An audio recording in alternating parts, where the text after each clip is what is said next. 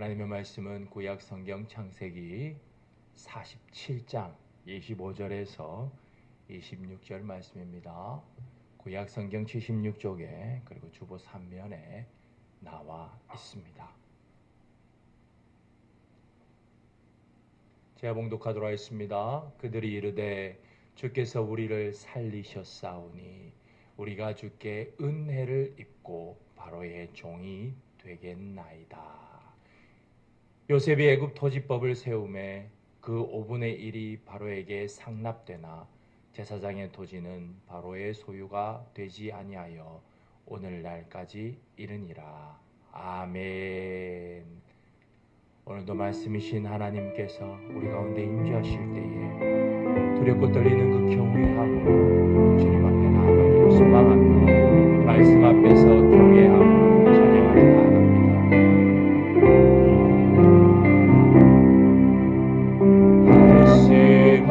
말씀 앞에서 경외함으로 주께 홀로 생명의 말씀 읽고 순종해 주를 예배합니다. 기록된 말씀 힘이 있어서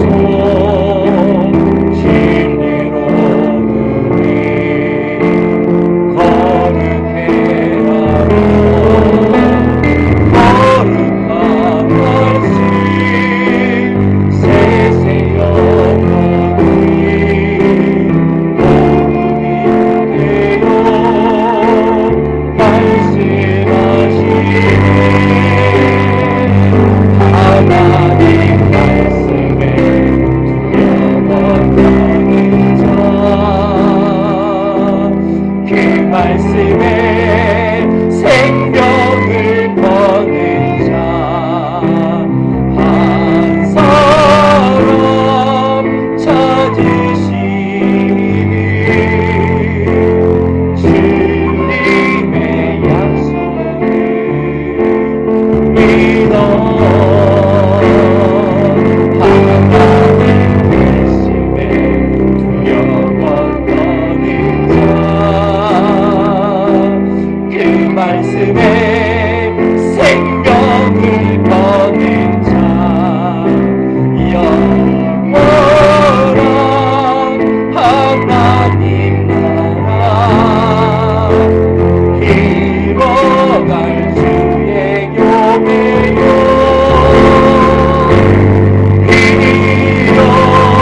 일어나라.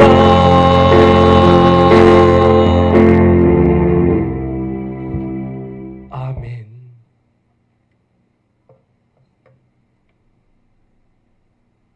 그리스 코스 섬의 히포크라테스는 의학의 아버지라 불립니다. 그가 의사로서 저술한 선서인 히포크라테스 선서는 지금도 의과대학 졸업식에서 낭독되고 있습니다. 그 선서를 읽어보면 가장 우선되는 것은 무엇보다 환자입니다. 이 선서의 내용을 잘 표현하는 두 의학 드라마도 있습니다. 예전에 방영된 낭만 닥터 김사부, 그리고 최근에 방영된 중증 외상센터입니다. 이 둘의 특징은 오로지 한 단어만 사용합니다. 어떤 단어인지 아십니까? 살린다. 이 단어의 힘을 보여주는 드라마입니다. 하지만 의사는 육신의 몸만 살릴 수 있습니다. 우리의 몸과 영혼은 누가 살리시고 누가 구원합니까? 하나님이십니다. 그렇다면 하나님의 살리심은 어떻게 우리 가운데 드러나고 있을까요? 이 질문에 창세기 47장은 통찰력을 제공하고 있습니다. 우리는 이 시간 창세기 47장을 통하여 약속대로 세밀하게 생명을 돌보시고 살리시는 하나님이란 제목으로 말씀을 함께 나누고자 합니다. 야곱은 창세기 46장에서 아버지 이삭의 출입 금지 구역인 애굽에 자신은 내려가도 되는지 하나님께 물었습니다. 그러자 하나님은 4가지를 약속하시면서 답변하십니다. 첫 번째, 창세기 46장 3절입니다. 내가 거기서 너로 큰 민족을 이루게 하리라. 두 번째, 창세기 46장 4절입니다. 내가 너와 함께 애굽으로 내려가겠고, 세 번째, 반드시 너를 인도하여 다시 올라올 것이며, 네 번째, 요셉이 그의 손으로 내 눈을 감기리라. 이 4가지 약속을 받고 야곱은 애굽으로 내려옵니다. 이 약속은 바로 이 창세기 47장에서 정확하게 성취됩니다. 이것을 염두에 두고 우리는 창세기 47장을 살피기 원합니다. 창세기 47장은 먼저 야곱의 아들들이 바로 왕을 만나는 것을 기록합니다. 애굽 전통을 따라 5명의 형들이 바로에게 나아갑니다. 형들은 자신을 바로의 종이라 칭합니다. 아주 당연한 반응이지요. 애굽에서 바로는 신과 같은 존재이기 때문입니다. 창세기 41장 44절입니다. 바로가 요셉에게 이르되 나는 바로라. 애굽 온 땅에서 내 허락 없이는 수족을 놀릴 자가 없으리라 하고, 바로는 형들에게, 이런 바로가 형들에게 직업을 묻자 형들은 목자임을 밝히고 고센 땅에 살게 할 것을 바로에게 요청합니다. 고센 땅은 애굽에 속했지만 애굽 사람들은 목축을 가증히 여겼기 때문에 거기에 사는 것을 선호하지 않았습니다. 실제로 이곳에는 목초지가 있었고 바로의 가축들이 이곳에서 길러졌습니다. 그렇기 때문에 6절에서 말합니다. 47장 6절에서 말합니다. 가축을 관리하게 하라. 11절은 이곳을 라암셋이라 부릅니다. 이것을 통해서 고센이라는 지역보다는 훗날에는 라암셋으로 1차 독자들이 더 잘 알았음을 의미합니다. 왜 그렇습니까? 왜냐하면 라암셋은 바로 출애굽이 시작된 지점이기 때문입니다. 출애굽기 12장 37절이 말합니다. 이스라엘 자손이 라암셋을 떠나 숫곳에 이르니 유아외에 보행하는 장정이 60만 가량이요. 훗날 이 고센 땅에 요셉을 모르는 바로왕은 국고성, 즉 양식을 저장하는 장소인 국고성 비동과 라암셋을 건축하였습니다. 그리하여 그들은 그곳을 라암셋이라 부르게 되었습니다. 아들들이 바로를 만난 후 야곱은 바로를 만납니다. 그런데 야곱이 바로를 2번이나 축복합니다. 창세기 47장 7절 야곱이 바로에게 축복하매, 창세기 47장 10절 야곱이 바로에게 축복하고 나오니라. 이 부분이 창세기 47장에서 가장 특이한 부분입니다. 왜냐하면 애굽에서 바로는 신과 같은 존재이기 때문입니다. 그렇다면 누가 누구에게 축복을 해야 하는 것이 맞습니까? 맞습니다. 나이에 상관없이 바로가 야곱에게 축복을 해야, 이것이 정상적인 그림이지요. 그런데 여기서 지금 야곱이 바로에게 축복하고 있습니다. 따라서 이 특이한 부분은 창세기 47장을 해석하는 결정적인 열쇠임을 우리는 알 수 있습니다. 이것은 뒤에서 구체적으로 살펴보도록 하겠습니다. 그 후 요셉은 어떻게 그 기근 가운데서 애굽의 백성들을 구체적으로 구하는지를 기록하고 있습니다. 애굽인들은 곡식을 사기 위해 돈을 지불합니다. 돈이 떨어지고 나니 애굽인들은 짐승을 요셉에게 가져옵니다. 짐승을 모두 주고 나니 이제 애굽인들은 그들 자신은 물론 땅까지 요셉에게 줍니다. 그리하여 애굽에 있는 제사장을 제외한 모든 사람, 땅 그리고 소유는 모두 바로의 것이 됩니다. 요셉은 그들에게 일을 시켰고 그리하여 5분의 1을 바로에게 상납하게 하였습니다. 이것은 애굽의 토지법이 됩니다. 그 후 성경은 야곱의 마지막을 언급합니다. 야곱은 요셉에게 자신의 시신을 이 애굽 땅에 장사하지 말고 조상의 묘지인 가나안 땅에 장사하라고 말합니다. 이것은 창세기 46장 4절 네 가지 약속 중에서 말하는 세 번째 약속의 성취를 암시합니다. 너를 인도하여 다시 올라오겠고 라는 이 말씀의 성취를 암시합니다. 그리하여 요셉은 그 일에 맹세로 그리할 것을 약속합니다. 이 일을 통해서 요셉이 야곱의 눈을 감기리라고 말씀하신 창세기 46장 4절에 나타난 네 번째 약속이 이루어졌습니다. 창세기 47장은 창세기 47장 12절 다음에 곧바로 27절로 이어지는 것이 자연스럽습니다. 그런데 성경은 부자연스럽게 애굽 사람들을 요셉이 구한 내용을 기록하고 있습니다. 그것도 아주 자세하게 해요. 분명히 창세기 47장의 초점은 애굽 사람이 아닌 야곱과 그의 가족들을 구원하는 내용인데 중간에 애굽 사람을 구하는 내용이 아주 구체적으로 기록되어 있습니다. 이 말은 여기에 하나님의 의도가 숨어 있다는 것을 의미하지요. 그 의도는 우리가 읽은 본문인 25절에 있습니다. 창세기 47장 25절입니다. 그들이 이르되 주께서 우리를 살리셨사오니 우리가 주께 은혜를 입고 바로의 종이 되겠나이다. 요셉이 그렇게 구체적으로 행한 일의 궁극적인 목적은 무엇이었습니까? 결국 그들을 살리는 일이었음이 분명하게 드러납니다. 그렇다면 누가 그들을 살리셨습니까? 그들의 고백 속에 등장합니다. 누구입니까? 바로입니다. 그렇기 때문에 그들은 바로의 종이 됩니다. 하지만 우리는 정확하게 알고 있습니다. 바로가 아닙니다. 누구입니까? 요셉입니다. 요셉이 그들을 살리었습니다. 그렇다면 요셉은 누가 살리셨습니까? 창세기 45장 5절 하나님이 생명을 구원하시려고 나를 당신들보다 먼저 보내셨나이다. 요셉을 살리신 이는 하나님이십니다. 그러므로 결과적으로 애굽의 백성을 살린 신은 누구임을 의미합니까? 하나님이심을 의미합니다. 그렇다면 이것이 어디에 나올까요? 야곱이 바로를 축복하는 내용이 바로 이것을 말하고 있습니다.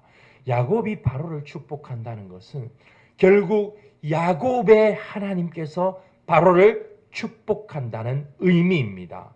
이 말은 야곱이 지금 누구와 함께 있음을 의미합니까?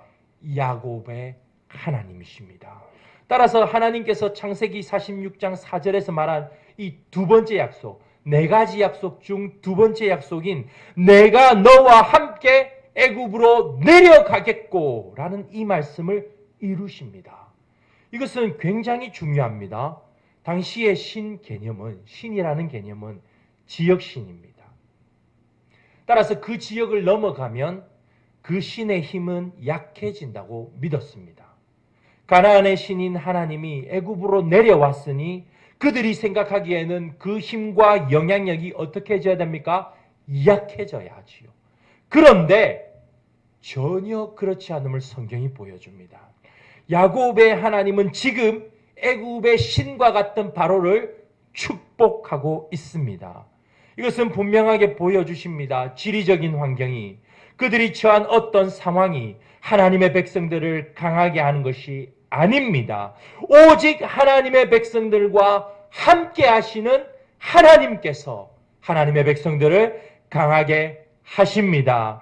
하나님은 하나님의 백성들이 있는 곳에는 어디든지 함께 하시기 때문입니다. 그러므로 그 강력한 신이신 하나님께서 애굽으로 내려오셔서 애굽의 신과 같이 여겨지는 바로에게 지금 복을 주십니다. 이것은 분명한 힘의 논리를 보여줍니다. 애굽을 다스리는 바로 왕보다 누가 더 큼을 말합니까? 야곱의 하나님이 더 크심을 의미합니다. 쉽게 말하면 하나님은 하늘과 땅의 바로 왕이십니다. 하늘과 땅의 바로가 애굽의 바로를 복주시는 장면을 통해서 바로 이 장면이 야곱이 바로를 축복하는 내용입니다. 두 번이나 그렇게 하는 이유는요, 이 일의 확실함을 드러내는 장면입니다. 그러므로 하늘의 바로이신 하나님께서 땅의 바로에게 복을 주셔야 애굽의 백성들의 생명을 구할 수 있습니다. 이것이 바로 우리가 나라를 위해 기도해야 하는 이유입니다. 이 내용은 요셉의 행위를 통해서 분명하게 드러납니다. 요셉이 애굽의 백성들을 구했지만 그들은 바로의 종이 되기 때문입니다. 따라서 창세기 47장의 내용은 이렇습니다. 우리 함께 읽겠습니다. 하늘의 바로이신 하나님께서 이스라엘 백성을 돌보시고 요셉을 통해 애굽의 백성들에게는 생명을 주십니다. 아멘. 그렇다면 어디에서 하나님은 하나님의 백성들을 돌보십니까? 4절과 11절을 통해서 드러납니다. 4절에서 야곱의 형들은 그들이 애굽에 거류하기 위해서 왔다고 바로 왕에게 말합니다. 임시로 애굽에 왔고 기근만 피하겠다는 의미지요. 그런데 야곱이 바로에게 축복하고 난 후 11절에서는 바로는 이렇게 말합니다. 그들에게 그 땅을 소유로 줍니다. 이 말은 이제는 완전히 거하게 한다는 것을 의미하지요. 이 일은 야곱이 바로를 축복하고 난 다음에 기록되어 있습니다. 따라서 하늘의 바로이신 하나님께서 땅의 바로를 통해 이스라엘 백성들이 그 땅에 거하도록 허락하신 일임을 알 수 있습니다. 그렇다면 왜 하나님은 이 일을 허락하실까요? 바로 창세기 46장 3절에서 말한 첫 번째 약속, 4가지 약속 중 첫 번째 약속인 내가 거기서 너로 큰 민족을 이루게 하리라. 바로 이 말씀을 이루시기 위해서입니다. 창세기 47장 27절이 증가합니다. 이스라엘 족속이 애굽 고센 땅에 거주하며 거기서 생업을 얻어 생육하고 번성하였더라. 아멘. 보이십니까? 창세기 1장 28절에 등장하는 이 두 단어, 생육하고 번성하라라는 이 단어가 지금 정확하게 여기에 나타나고 있습니다. 창세기 46장의 브엘세바에서 야곱에게 하나님께서 하신 약속을, 그 4가지 약속을 창세기 47장에서 정확하게 이루고 계십니다. 이 말은 약속대로 하나님께서 하나님의 백성들을 돌보심을 의미합니다. 이것은 분명하게 보여주십니다. 하나님께서 생명을 주셔서 구원하신 하나님의 백성들을 하나님은 아주 세밀하게 하나님의 약속대로 지금도 돌보고 계십니다. 얼마나 놀랍습니까? 하늘의 바로이신 하나님께서 하나님의 백성들을 바로 그 하나님의 약속대로 세밀하게 돌보고 계십니다. 그런데 더 놀라운 것은요, 이렇게 돌보심은 예수 그리스도께서 이 땅에 사람의 몸을 입고 오셔서 죽으신 이유 중 하나입니다. 히브리서 2장은 예수님께서 이 땅에 사람의 몸을 입고 오신 목적을 기록하고 있습니다. 그 중 하나가 우리를 돌보심입니다. 히브리서 2장 16절입니다. 우리 함께 읽겠습니다. 이는 확실히 천사들을 붙들어 주려 하심이 아니요 오직 아브라함의 자손을 붙들어 주려 하심이라. 아멘. 주님께서 이 땅에 오신 이유 중 하나는 오직 아브라함의 자손을 붙들어 주기 위함입니다. 그렇다면 여기서 누가 아브라함의 자손이지만 밝히면 되겠지요. 누구입니까? 갈라디아서 3장 29절이 증거합니다. 너희가 그리스도의 것이면 곧 아브라함의 자손이요 약속대로 유업을 이을 자니라. 아멘. 누가 아브라함의 자손입니까? 우리입니다. 성도입니다. 예수 그리스도 주님께서 자신의 피로 값을 주고 죄로부터, 사망으로부터, 사탄으로부터 건져낸 성도 한 사람 한 사람이 바로 아브라함의 자손입니다. 그러한 자들을 주님은 붙들기 위해서 이 땅에 오셨습니다. 따라서 택함을 받아 구원을 얻은 하나님의 백성들이 지금 바로 이곳에서 누리는 구원의 현재적인 능력은 주님께서 우리를, 아브라함의 자손인 우리를 약속대로 세밀하게 돌보심입니다. 이것은 바로 사경을 헤매는 중증 환자들 앞에서 의사가 말한 바로 그 살린다 라는 의미입니다. 왜 그렇습니까? 주님은 우리의 아버지요, 우리는 그분의 자녀이기 때문입니다. 로마서 8장 15절이 말합니다. 너희는 다시 무서워하는 종의 영을 받지 아니하고 양자의 영을 받았으므로 우리가 아빠, 아버지라 부르짖느니라. 주님은 아버지로 자녀인 우리를 이렇게 돌보십니다. 세상에 어떤 부모가 자녀가 어려움에 처했는데 그 어려움을 외면하겠습니까? 하물며 하늘의 아버지이겠습니까? 그 환경이 기근과 같은 자연재해일지라도, 그 어떤 절망적인 상황이라 하더라도 주님께서는 하나님의 자녀인 우리를 돌보십니다. 그렇다면 왜 돌보십니까? 우리로 하여금 믿지 않는 자들에게 생명을 주시기 위함입니다.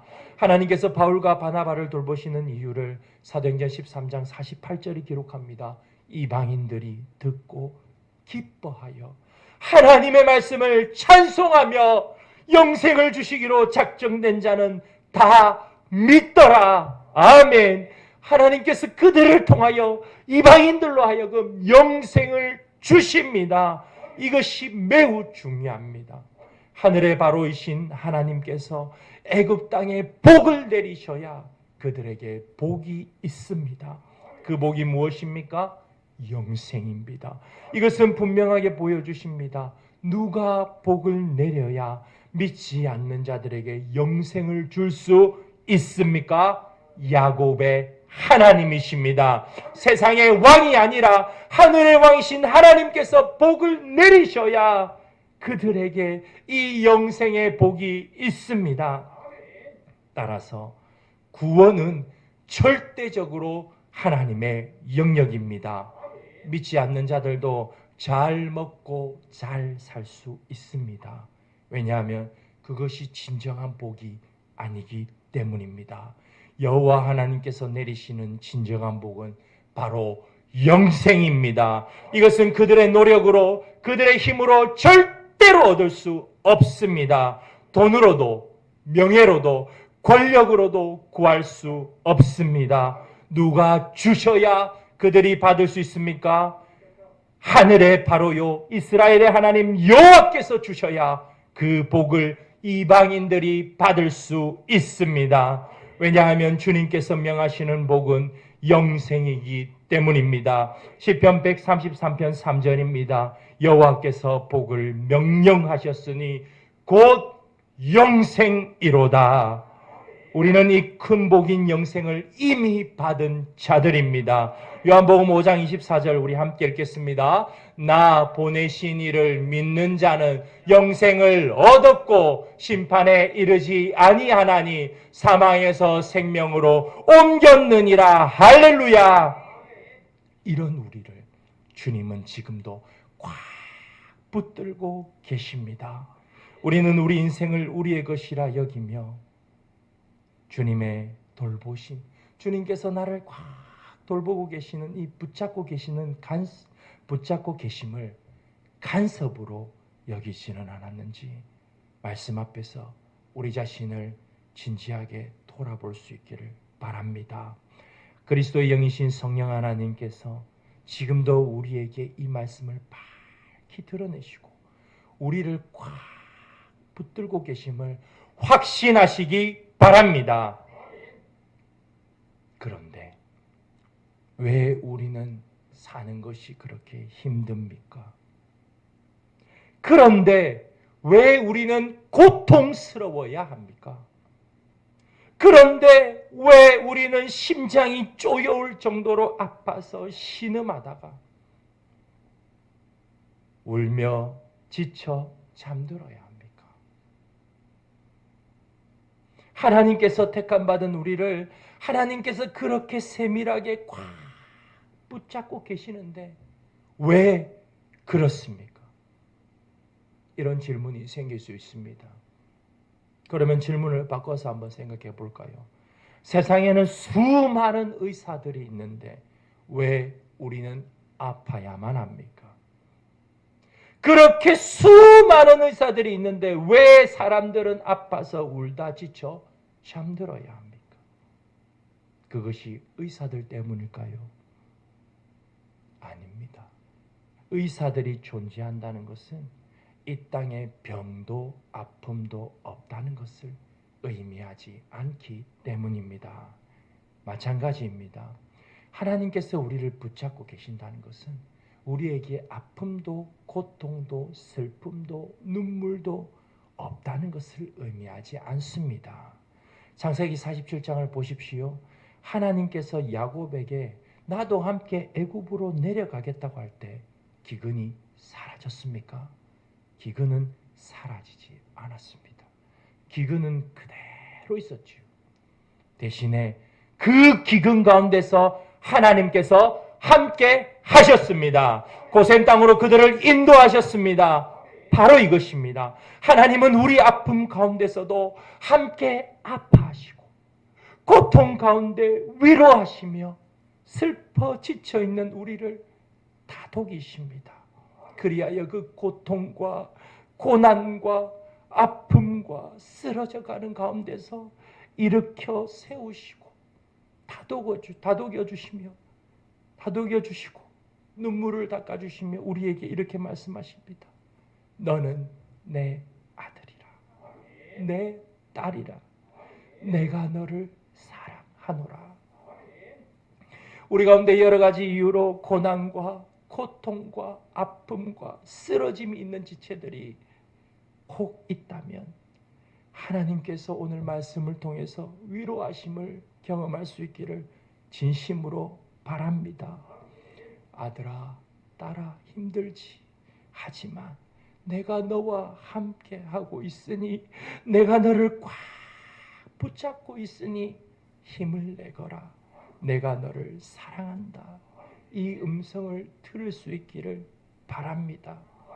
이 하나님의 위로가 우리의 심령에 임하여 우리의 고통 가운데 계신 주님으로 말미암아 하늘의 평강이 있기를 소망합니다. 그렇다면 우리를 돌보시는 주님 앞에서 우리는 어떻게 살아야 할까요? 하나님의 돌보심을 믿지 않는 자들에게 드러내며 살아야 합니다. 요셉 가닥에 애굽인들을 살리신 주님은 지금도 우리를 통해 믿지 않는 자들을 부르고 계십니다. 하나님의 빛을 우리에게 비추어 믿지 않는 자들로 하여금 우리 안에 있는 하나님의 빛을 보게 하십니다. 이것을 우리는 무엇이라 부릅니까? 하나님께 영광을 돌린다라고 부릅니다. 하나님께 영광을 돌리는 것은 우리가 고백하는 대소교리문답 1문에서 인간의 제일 되고 가장 높은 목적입니다. 하나님을 영화롭게 하는 것, 하나님께 영광을 돌리는 것의 의미는 하나님의 빛을 사람들 앞에 비추는 것을 의미합니다. 마태복음 5장 16절이 말합니다. 우리 함께 읽겠습니다. 이같이 너희 빛이 사람 앞에 비치게 하여 그들로 너희 착한 행실을 보고 하늘에 계신 너희 아버지께 영광을 돌리게 하라. 아멘. 하나님께서 우리에게 빛을 비추십니다. 그 빛은 우리를 통해 사람 앞에 비치게 합니다.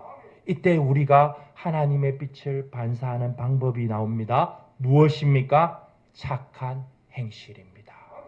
어떤 분이 저에게 이렇게 말씀하셨습니다. 목사는 참으로 힘든 직업입니다. 왜냐하면 보이지 않는 것을 팔아야 하기 때문입니다. 그렇습니까? 보이지 않는 것을 파는 사람이 목사입니까? 아닙니다. 보이지 않는 것을 보게 하는 사람이 목사요, 성도입니다. 무엇을 통해서요? 내게 역사하시는 하나님을 선한 행실로 드러내고 나타냄으로써요. 선한 행실은요, 눈앞에 분명하게 보이기 때문입니다. 아주 잘 보입니다. 그리하여 그들이 말하기를 어떻게 말합니까? 너를 보니 하나님이 있는 것 같구나. 이렇게 되어야 하는 것이죠. 그리하여 그들이 하나님께 영광을 돌리게 됩니다. 이것이 먼저 택함을 받은 자의 삶입니다. 내 주변에 있는 사람들에게 먼저 하나님의 사랑을, 내가 받은 하나님의 사랑을, 나를 돌보시는 그 하나님의 사랑을 선한 행실이라는 그릇에 담아서 베풉시다.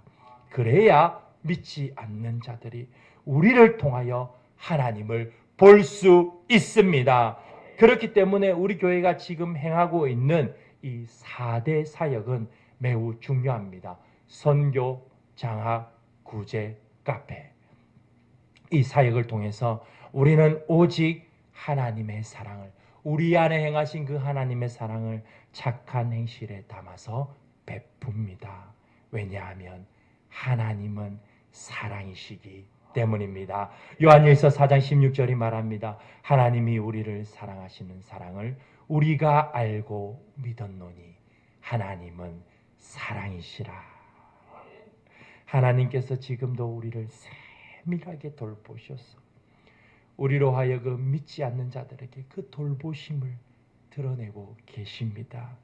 그리하여 그들로 하여금 우리를 돌보시는 하나님을 보고 하나님께로 그들은 돌아오게 하십니다. 이 말은 우리가 지금 구원받은 자로서 주님의 돌보심을 경험하면서 살아가고 있다면 지금 죽음을 향하여 달려가는 내 주변의 사람들에게, 내 가족, 내 친지에게 우리는 그 돌보심을 드러내야 한다는 것을 의미합니다. 그리하여 우리를 통하여 그들의 생명을 살리시는 하나님의 역사가 드러남을 우리는 볼 것입니다. 성도의 삶은 단순히 한 인간의 삶을 넘어섭니다. 왜냐하면 주님께서 생명싸개에 싸서 보호하는 삶이기 때문입니다. 사무엘상 25장 29절입니다. 우리 함께 읽겠습니다. 내 주의 생명은 내 주의 하나님 여호와와 함께 생명싸개 속에 쌓였을 것이요. 아멘. 다윗의 생명은 다윗의 하나님이신 여호와와 함께 생명싸개에 쌓였습니다. 우리의 생명은 우리의 하나님이신 여호와 하나님과 함께 생명싸개에 쌓였습니다. 그러므로 우리의 생명은 누구에게 있습니까? 주님께 있습니다. 그러므로 주님은 우리를 돌보십니다. 하나님과 함께 생명싸개에 쌓인 자인 우리를 통하여 영생 주시기로 작정된 자들에게 영생의 복이 있기를 소망하며 이 말씀을 전해 드립니다. 아멘.